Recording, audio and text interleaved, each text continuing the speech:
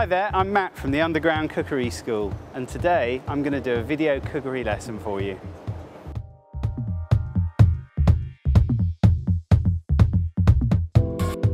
Today I'm going to show you how to griddle a zucchini.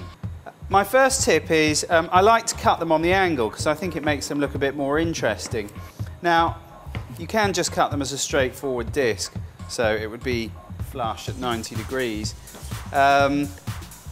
The next thing is just lay them on the griddle. Now the interesting thing about this griddle is I've had it on the go for about 10 minutes, so there's a ferocious heat coming from it. And whenever you cook with a griddle, don't ever put fat or oil onto the griddle pan. It doesn't need it, it will burn. It will end up in there, and whatever you end up cooking will also burn. Now I reckon about 45 seconds every time you turn the courgette, and I'm going to turn them 4 times, 2 on each side. And the reason I'm going to turn them is because I want them to have a nice latticed pattern. So if I now turn that by 90 degrees, we'll end up with exactly that. Now you'll see what I mean in a minute when I turn them back round.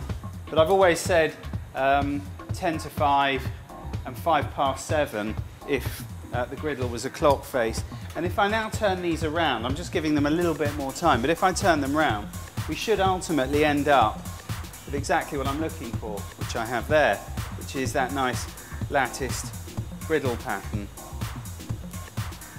I'm going to turn those over. And because it's been on there for so long, I can almost get away with just turning those around now, not having to wait quite so long.